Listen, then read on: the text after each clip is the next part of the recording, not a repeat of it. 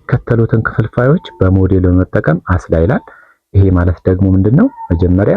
መጀመሪያ አንድ ሁለተኛ እዚህ ጋር ኦኬ መጀመሪያ ይሄን በሞዴል ለመስራት ምንድነው የምናደርገው? አንድ ሁለተኛ እንሰራለን፣ እንደዚህ እናካፍላለን። ይሄው አንድ ከፈለን፣ ከዛ እንቀባለን፣ ይሄው እንቀባለን።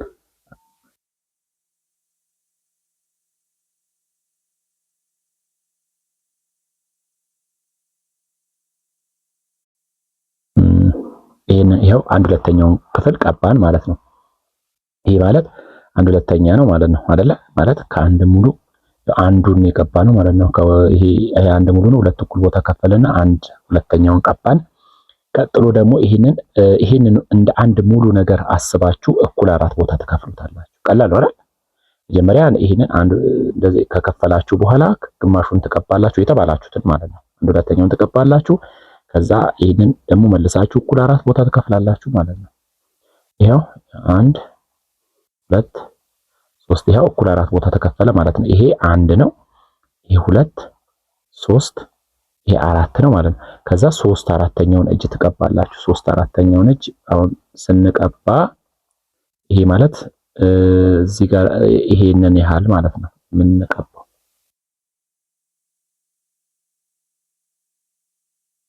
እሺ አሁን ቀባን ማለት ነው። የጋራ የተቀባው የትኛው ነው? የጋራ የተቀባው የትኛው ነው? በሌላ ነገር ልቀባው። የጋራ የተቀባው የትኛው ነው? በምን ላድርገው? የጋራ የተቀባውን በደማቅ ሰማያዊ ላድርገው። ያው የጋራ የተቀባውን ይሄንን የጋራ ላድርገው። ይሄ ደግሞ ትንሽ ከብዳላ። ያው እንደዚህ ማድረግ እንችላለን፣ ግን ቢጫው ቢሆን ኖሮ ነበረ ጥሩ። ስለዚህ ምንድነው የማደርገው አሁን? ይሄንን ፒንኩን አንድ 3/4ኛውን ልቀባ። ይሄንን ፐርፕል፣ ይሄን ከለር፣ ይሄንን ፐርፕል ከለር 3/4ኛውን ልቀባ። 4ኛው ደግሞ እንደዚህ ነው የሚሆነው ማለት ነው።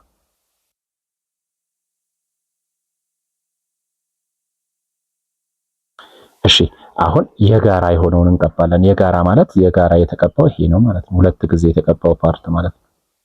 ሁለቱንም ስንቀባ የቀባነው ፓርት ይሄ ነው አይደል? ስለዚህ ይሄ ማለት ደግሞ ብዜት ነው ማለት ነው። አሁን ይሄ የጋራ ብዜቱ ነው። ምንድነው የምናደርገው አሁን? በዚህ ጋር ስናይ ከስንት እጅ ውስጥ ስንት ተቀባ? ከአራት እጅ ውስጥ ሶስቱ ተቀባ።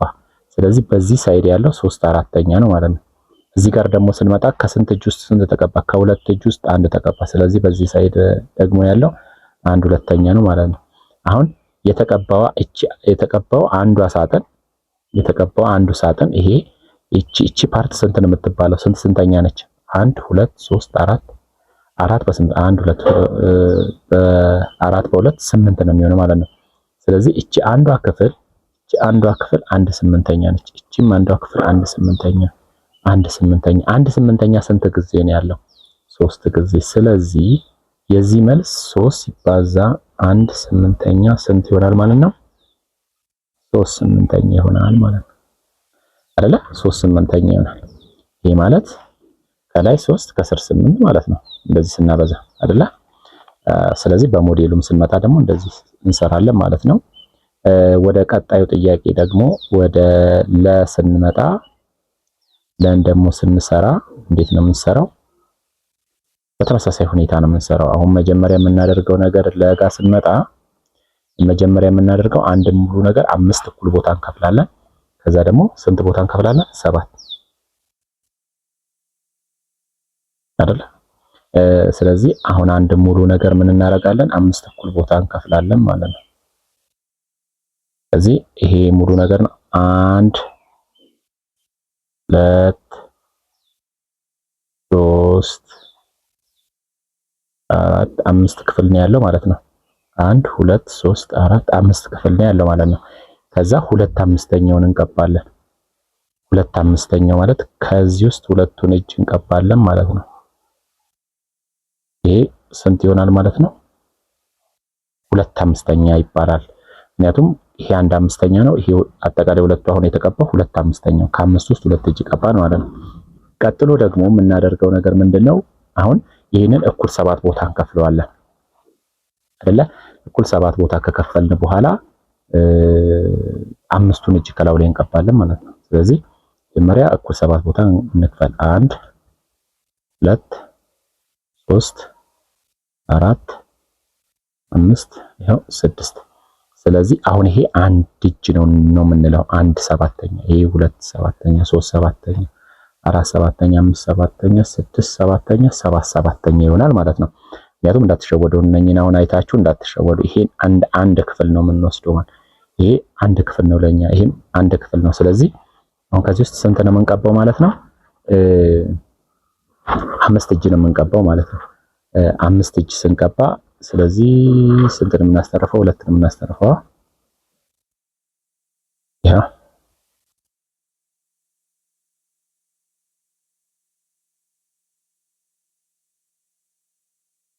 እሺ አሁን ምን ሆነ ማለት ነው? ስንት እጅ ቀባን?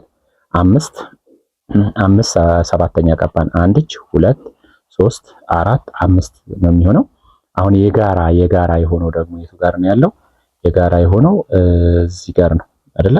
እዚህ ጋር ነው የጋራ ያለው፣ ይሄ ነው የጋራ የሆነውን ደግሞ በቢጫ እንቀባለን። አሁን ቢጫው ብዜት ነው ማለት ነው፣ የሁለቱ ብዜት ነው። እሺ በዚህ ሳይድ ስናይ ከስንት እጅ ስንት ተቀባ?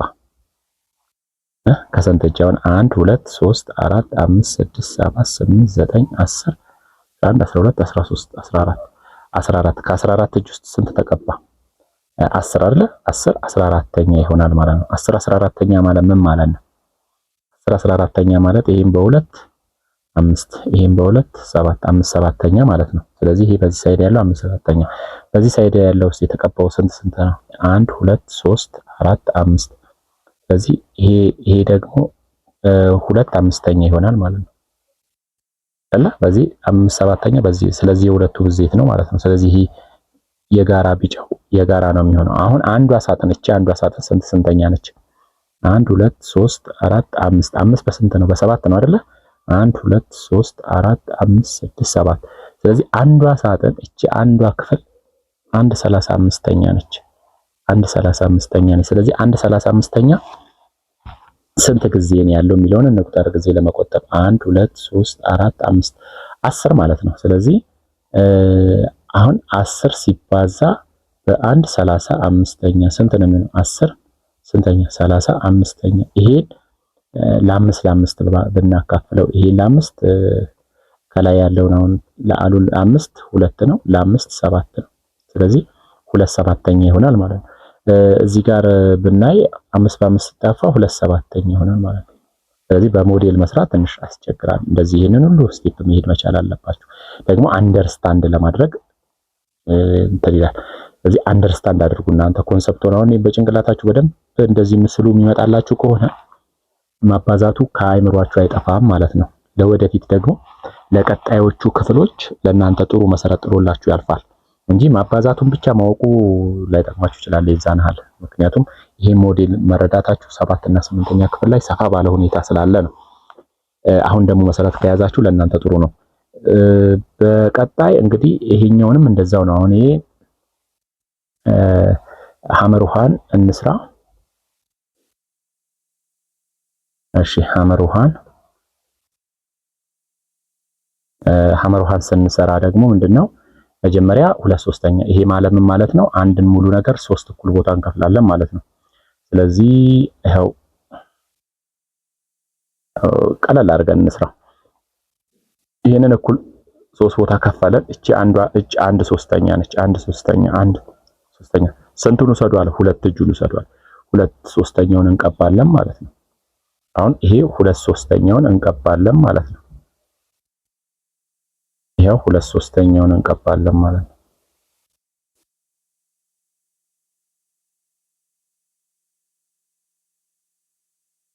ይሄው 2/3ኛውን ቀባን። አሁን የተቀባው ፓርት የ1/3ኛ ነው። ይሄ 1/3ኛ 2 ሲባዛ በስንት? በ1/3ኛ ስንት ሆነ? 2/3ኛ አለ ማለት ነው።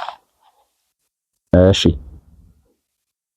ቀጥሎ ደግሞ አንድ ሙሉ ነገር አሁን እኩል 5 ቦታ እንከፍላለን ማለት ነው። እኩል 5 ቦታ። አሁን ይሄንን እንደ አንድ ሙሉ ነገር አድርገን ነው የምናስበው። እሺ እንደዚህ አሰራሩን ብንቀይርስ ትንሽ መጀመሪያ አግድም እኩል 3 ቦታ ብንከፍል ይሻላል። ያው አንድ እኩል 3 ቦታ ከፍለን 2/3 ነው። ይሄ ማለት ይሄ 1/3 ይሄ 1/3 ይሄ 1/3።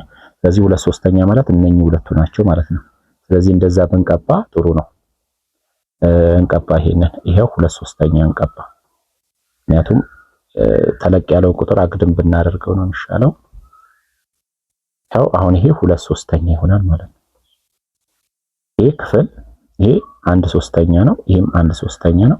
አጠቃላይ ሁለቱ 2 ሲባዛ 1/3 ስንት ይሆናል? 2/3 ይሆናል ማለት ነው። አሁን 4/5 የሚለውን ፓርት ደግሞ ምንድነው የምናደርገው?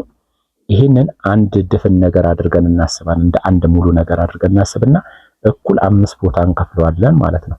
ገብቷችኋል? እኩል 5 ቦታ ከከፈልነው ከዛ ውስጥ አራቱን እጅ እንቀባለን። ይሄንን ሙሉ እንቀባለን። ከዛ የጋራ የሆነው ይሄ ፓርት ነው። ይሄንን ቆጥረን መስራት ነው የሚሆነው።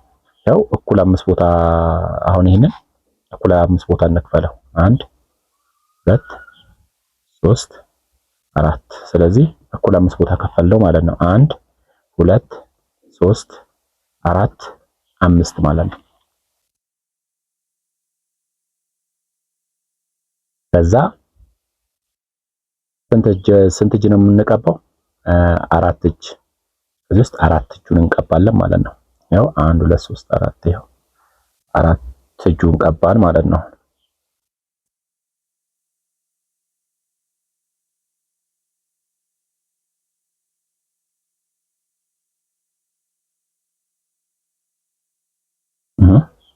አሁን ምን ሆነ ማለት ነው?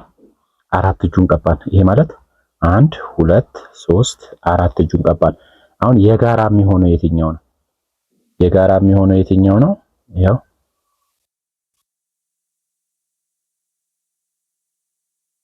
ይሄ ነው የጋራ የሚሆነው። ሁለት ጊዜ የተቀባው ማለት ነው፣ በሁለቱም ሳይድ የተቀባው። እሺ አሁን የተቀባውን ክፍል በዚህም ሳይድ ነው የምናየው። በዚህ ሳይድ ስናይ የተቀባውን ክፍል ብቻ ስንት ነው? ከስንት እጅ ውስጥ ስንቱ ነው የተቀባው?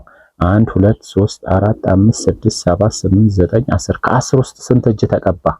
8። ስለዚህ ከ8 ይሄው 8 አስረኛ። ይሄ ደግሞ ሲቃለል ለ2 4 ለ2 5። ስለዚህ 4/5 ነው ማለት ነው። ስለዚህ በዚህ ሳይድ 4/5 ይሆናል ማለት ነው። በዚህኛው ወገን ደግሞ ከስንት እጅ ውስጥ ነው ስንቱ የተቀባው? እዚህ ጋር 1 2 3። ከዚህ ውስጥ ከ3 ውስጥ ስንት ተቀባ? 2። ስለዚህ 2/3 ይሆናል ማለት ነው። በዚህ ጋር 2/3 ይሆናል። እሺ አሁን አንዷ ሳጥን እቺ አንዷ ክፍል ስንተኛ ነች?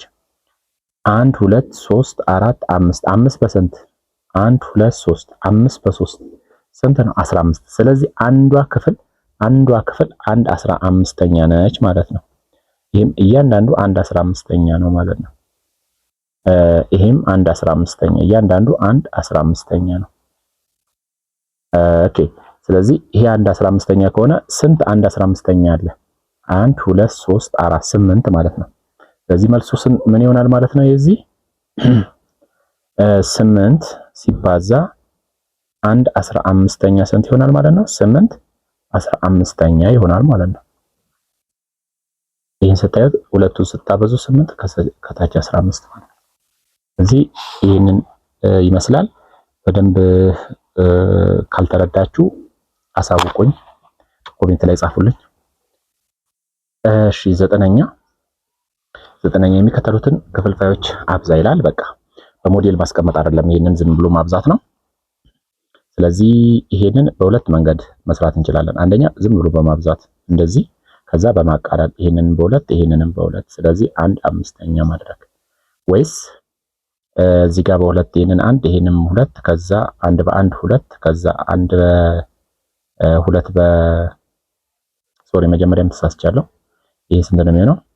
2 ይሄኛው 20፣ ከዛ ይሄም በ2 1 10ኛ ይሆናል ማለት ነው። ወይንም ደግሞ ይሄም በ2 1 ይሄም በ2 2፣ ከዛ 1 በ1 1 2 5 በ2 10። የትኛው ነው የሚሻላችሁ? እዚሁ ጋር ማቃለል ነው የሚሻላችሁ ወይስ ካበዛችሁ በኋላ ማቃለል ነው የሚሻላችሁ? የእናንተ ምርጫ ነው። ይሄኛው ደግሞ ይሄንን በ7 1 ይሄን በ7 ስንት 2። እሺ ይሄን በ2 3 ይሄን በ2 1።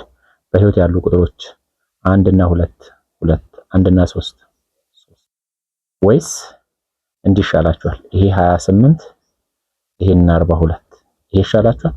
ከዛ ይሄንን በሁለት ትሄዳላችሁ፣ ይሄንንም በሁለት ትሄዳላችሁ 14 ከዛ ይሄ 21 ከዛ ይሄኛውንም በስንት ትሄዳላችሁ? በሰባት ይሄንንም በሰባት ይሄንንም በሰባት ስትሄዱ ይሄ በሰባት ሁለት ይሄ በሰባት ሶስት የትኛው ይሻላችኋል? እንደኔ የተሻለው እዚህ ላይ መቅጨት ነው። ሳትሳሳቱ ታዲያ ማጥፋት አለባችሁ። ይሄን ሰባትን ከወሰዳችሁ አጥፍታችሁ በሰባት አንድ ብላችሁ አንድ እዚህ ጋር መጻፍ አለባችሁ። ይሄንን በሰባት ደግሞ ሁለት በቃ የተሰረዙት ሞተዋል፣ በህይወት ያሉት የተጻፉት ናቸው ማለት ነው። በቃ አሁን ከላይ በህይወት ያሉት ሁለት እና ሁለት ናቸው። ከታች በህይወት ያሉት አንድ እና ስድስት ናቸው። እንዲህ ከሰራችሁ አትሳሳቱ።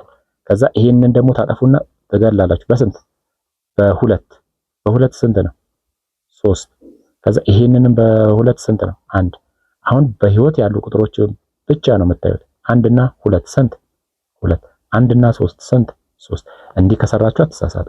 ግን የምትቀይጡ ከሆነ እንደዛ ከሆነ ልትሳሳቱ ትችላላችሁ። ይሄኛውን ደግሞ 9ን በ9 አንድ ነው ማለት ነው።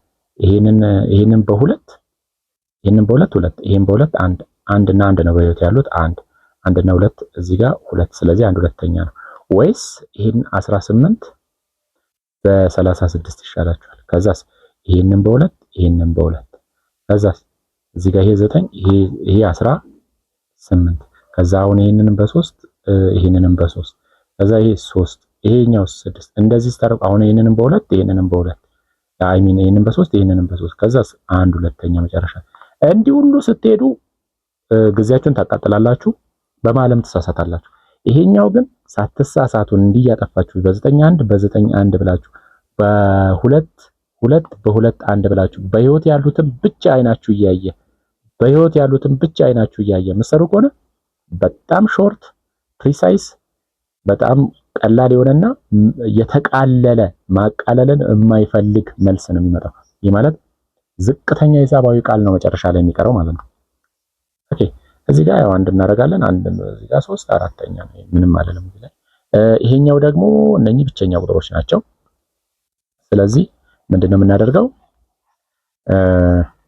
ይሄንን 3 ይሄንን ስንት? ይሄ 35 በቃ እንዲሁ ነው የሚቀመጠው፣ ምክንያቱም ብቸኛ ናቸው። ይሄን ብቸኛ ማንን ከማን እናጣፋለን?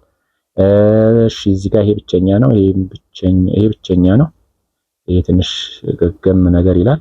እሺ ስለዚህ ይሄንን በሁለት 4 ይሄንን በሁለት 3 በቃ አሁን 3 እና 3 ናቸው በህይወት ያሉት 9 11 እና 4 ናቸው በህይወት ያሉት 44 የመሳሳት እድልም መቀነስ። እሺ ይሄ ደግሞ ይሄን በአራት አንድ ይሄን በአራት አንድ በቃ ይሄ 3 እና 5 አይሄድም። ከዛ 3 እና 1 ናቸው በህይወት ያሉት 3 1 እና 5 ናቸው በህይወት ያሉት ይሄው 3 አምስተኛ እዚህ ጋር 1 ከዛ 8 አምስተኛ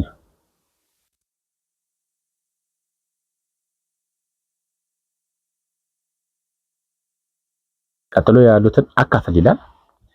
ማካፈል ገልብጦ ማባዛት ነው አይደለ? ይሄ ማለት 3 ሲባዛ በ3 አንደኛ ማለት ነው 9 ነው የሚሆነው። ይሄኛው ደግሞ 3 ሁለተኛ ሲባዛ 2 ሶስተኛ ነው የሚለው ሲገለበጥ 3 ሁለተኛ ነው የሚሆነው። ይሄ 9 አራተኛ ነው። ይሄኛው ደግሞ 5 ስድስተኛ ሲባዛ 2 ሶስተኛ ነው የሚለው 3 ሁለተኛ ይሆናል። ከዛ ይሄን በ3 ሁለት ይሄን በ3 1 አሁን በህይወት ያሉት 5 እና 1 5 2 እና 2 4 5 አራተኛ ነው። ይሄን ደግሞ አንድ እናደርግና ከዛ 3 ሲባዛ 4 አንደኛ ስለዚህ 12 ይሄ 12 ይሆናል። እሺ ይሄ ማለት ደግሞ ይሄ 2 ሶስተኛ ሲባዛ 4 ሶስተኛ ከዛ ይሄ 8 ዘጠነኛ። እሺ ይሄኛው 13 ስድስተኛ ሲባዛ 3 26ኛ በ13 1 በ13 2 በ3 2 በ3 1 በህይወት ያሉት 1 እና 1 ስንት 1 2 እና 2 4 1 አራተኛ ይሆናል። አያችሁ ቀላል ነው ማለት ነው። እሺ ይሄኛውስ ይሄንንም ሲካፈል አድርጉና 5 12ኛ ሲባዛ 24 15ኛ በ5 1 በ5 3 በ12 1 በ12 2 በህይወት ያሉት 1 እና 2 ስንት ነው 2 1 እና 3 ስንት ነው 3 ስለዚህ 2/3 አይመስልማ? ቀለል ያለ ነው ይሄ። እሺ ይሄኛውስ 3/4 ሲባዛ 1/3 በ3 1 አንድና 1 አንድና 4 1/4። ወይዘሮ ጉደቱ ይዛ ገበያ ከሄደችው 3500 ብር ውስጥ በ2/5 ይላል። ይሄ ማለት ይሄ በ2/5 ነው። 2/5 ምንድነው የገዛችው? ልብሷን ገዛች። እንዲሁም እና በ2/7 በ2/7 ለልጇ ልብስ ገዛች። አሁንም ልብስ ነው የገዛችው ለልጇ ማለት ነው። እና በቀሪው የቤት ዕቃ ገዛች ይላል። ጥያቄው ምንድነው? በአጠቃላይ ልብስ የገዛችው አሁን ልብስ ማለት የእሷንና የልጇን አጠቃላይ ገዛችበት ማለት ነው። ስንት ነው? አጠቃላይ ደግሞ የቤት ዕቃ ይላል። አሁን እንዴት ነው የምናደርገው መሰላችሁ? ምንድነው ሐሳቡ? አሁን አንድ ድፍን ነገር አለ። ያ ማለት እሷ 3500 ይዘው የወጣችው ብር ማለት ነው። ከዛ የተወሰነውን እጅ ያ ማለት አሁን 2/5 ምንድነው የገዛችው? ለራሷ ልብስ ገዛች። ቀጥሎ ደግሞ ይህንን 2/7 የሚባለውን ደግሞ ምንድነው ያደረገችው? ለልጇ ልብስን የገዛችው። አሁን ይህም በአጠቃላይ ይህንን በሙሉ ምንድነው ያደረገችው? ልብስን የገዛችው ማለት ነው። ያ ማለት 2/7 እና 2/5 ይህን አጠቃላይ ለልብስ ነው ያዋላችሁ ማለት ነው። ስለዚህ የመጀመሪያው ጥያቄ የሚጠይቀው በአጠቃላይ ልብስ የገዛችበት ብር ስንት ነው ስለሚል ማለት ነው። ስለዚህ ይሄንን ምንድነው የምናደርገው? እንግዲህ መደመርና የዚህን ክፍልፋይ ካወቅን በኋላ መስራት ማለት ነው። አሁን እንደዚህ እንዴት ነው የምናደርገው? ታህቱን በማመሳሰል እንስራ። ስለዚህ ይሄንን በ5/5 ስናበዛ 10 35ኛ፣ ይሄንን ደግሞ 35 ለማድረግ በ7/7 14 35ኛ ስናደርግ ሁለቱን ስንደምር 24 ስንተኛ 35ኛ ይሆናል ማለት ነው። ስለዚህ ምንድነው የምናደርገው? 24 35ኛ ሲባዛ በስንት ልብስ የገዛችው አጠቃላይ ልብስ የገዛችው አሁን ስንት ነው ማለት ነው? 24 35ኛ ክፍልፋይ ነው። ስለዚህ ይሄንን በስንት ነው የምናበዛው ማለት ነው? በ3500 ብር ስናበዛ ምንድነው የምናደርገው? ያው ይሄ ሁለቱ ዜሮ ሲጠፋ ይሄ አንድ ይሆናል። ስለዚህ 24 ይሄ ማለት 24 ሲባዛ በ100 2400 ብር ነው አጠቃላይ ልብስ ያወጣችው ማለት ነው። አሁን ቀሪ ደግሞ ዕቃ የገዛችበት ደግሞ 3500 ብር ነበራት አይደለ? 3500 ብር ነበራት። ከዛ ላይ 2400 ብር ሙሉ ልብስ ለሷና ለልጇ ብትገዛ አሁን ቀሪው ስንት ነው ማለት ነው? እዚህ ጋር ቀሪው ስንት ነው? ቀሪው ደግሞ ዕቃ ነው የገዛችበት አይደለ? ይሄ ስንት ነው የሚሆነው? 1100 ነው አይደል የሚሆነው? ስለዚህ 1100 ብር ደግሞ ቀሪውን ዕቃ ነው የገዛችበት። አሁን የቤት ዕቃ የገዛችው በ1100 ብር ነው ማለት ነው። ሌላው ደግሞ እንዲህ ማግኘት እንችላለን። 24 35ኛ ምንድን ነው? ይሄ ማለት ሙሉ ልብስ የገዛችበት ከሆነ ያ ማለት እንግዲህ እዚህ ጋር 2/5 እንዲሁም ደግሞ 2/7 ከሆነ ይሄ ደግሞ ጠ የሚባል አለ ማለት ነው አይደለ? ጠ የሚባለው አጠቃላይ እኮ ተደምሮ ነው አንድ ድፍን የሚሆነው አይደለ? ክፍልፋይ አንድ ድፍን መሆን አለበት። ይሄ ማለት ጠ ሲደመር 2/7 ሲደመር 2/5 እኩል ይሆናል አንድ መሆን አለበት። እነኚህ ሁለቱ ተደምረው ደግሞ ስንት ሆኑ? 24 35ኛ። ይሄ ስንት ሆነ? እንደዚህ። ከዛ ጠ ምን ይሆናል ማለት ነው? ከአንድ ላይ 24 ስንተኛ 35ኛ 35 ሲቀነሱ፣ ስለዚህ ጠ ምን ይሆናል? ይሄ ጋር 35 ሲቀነስ 24 ይሄ ስንት ይሆናል? 11። ስለዚህ ምን ይሆናል? የጠ ዋጋ የቀሪው ዕቃ የገዛችበት ክፍልፋይ ስንት ነው የሚሆነው ማለት ነው?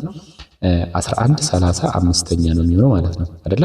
ስለዚህ ዕቃ የገዛችው 11 35ኛ ክፍልፋይ ከሆነ በአጠቃላይ ባላት ገንዘብ ስናበዛው ምን ይሆናል ማለት ነው?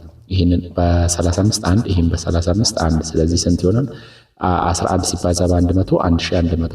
እዚህ ጋር እንዴት ነው የሰራው ካላችሁኝ 11 35ኛ ሲባዛ ይሄን 35 ሲባዛ በ100 አድርጌው ነው በሐሳብ ማለት ነው። ስለዚህ ይሄንን 35 1 ይሄን በ35 1 ስለዚህ ይሄ አንድ ሆነ ማለት 100 1 ሲባዛ በ100 100 ሆነ። ይሄ 1100 ሆነ ማለት ነው። ስለዚህ ፈለጋችሁ መስራት ትችላላችሁ።